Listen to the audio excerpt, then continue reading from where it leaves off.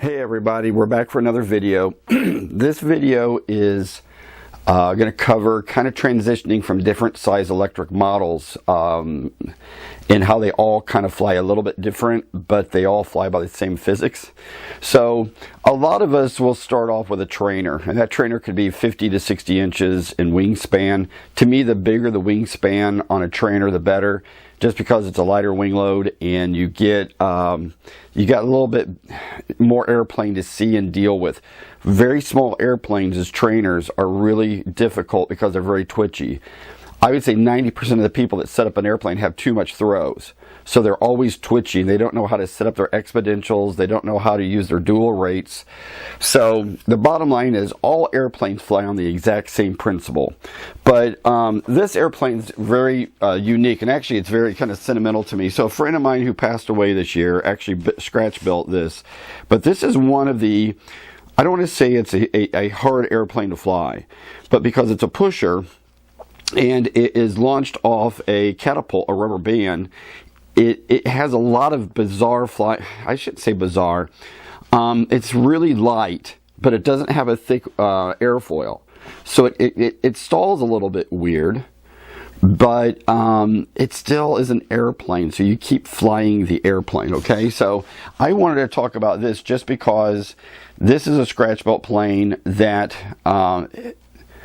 It has characteristics that it's always kind of, you've always got to be flying the airplane. That's what I'm trying to say. A good trainer will always kind of level itself. You're kind of turning it and letting off, and it's leveling off. This you have to fly the whole time. But it's not a fast airplane. It's just something you got to fly all the time. So I hope that kind of makes sense. So I'm going to get this out of the way.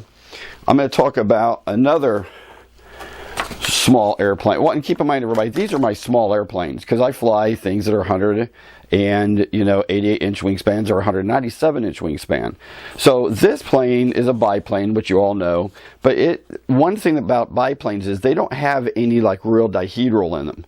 So a biplane, when you come out of a turn, unless you level it, it's pretty much going to stay there. So biplanes just kind of track where you're wanting to put them.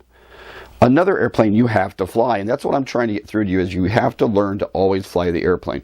Most gliders and most trainers are self-leveling or self-correcting, and they're very good to teach you how to fly, but you're not actually putting them all the time where you want to, unless you are basically setting down a regiment you want to fly.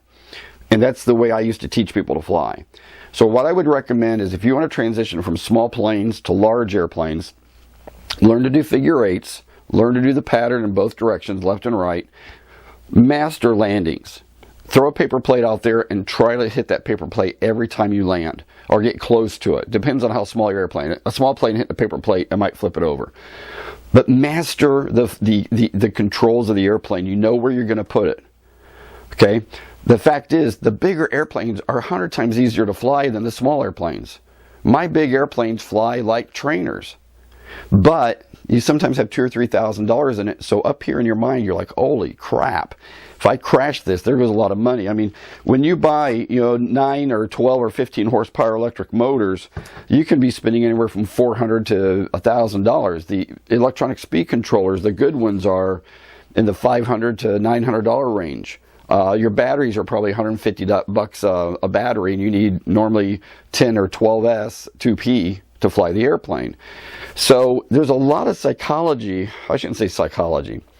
There's a lot of fear as you get a bigger airplane and you've got more cost in it, that you tend to tense up when you fly. You tend to freeze if something goes wrong. You don't want to do the wrong thing. That's the reason with your trainer. And normally I would say a trainer is a high wing with dihedral. Your next airplane is a low wing with a semi-symmetrical wing. The next plane is a low wing with a fully symmetrical wing.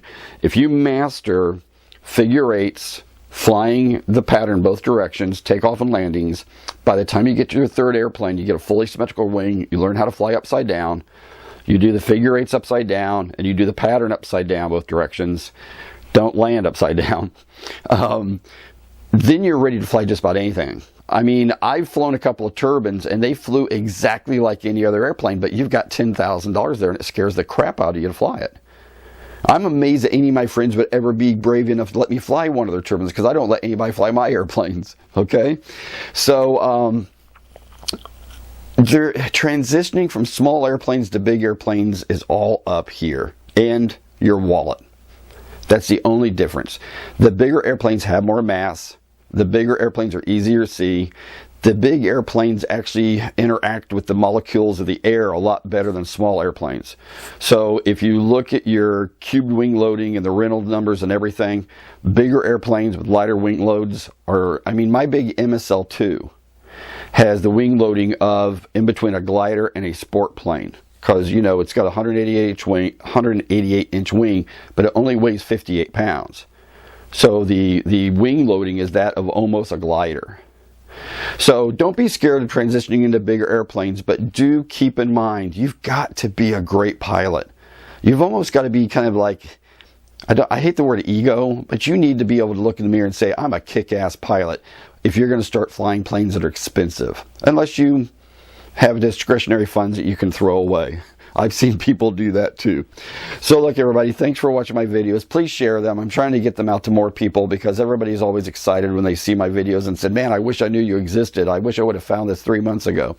But these are my smallest airplanes. Now, I do have this little EDF here, and I'll tell you the only thing that's different in flying all of these is it's cleaner. It takes a little bit more time to slow down.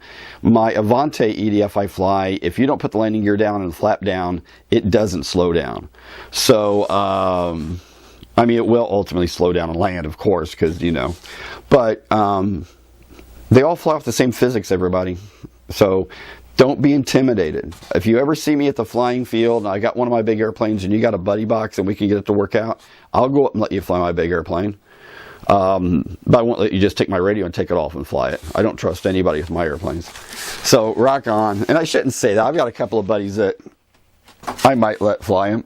So everybody have an awesome day. Be safe, and I'll see you in the next video.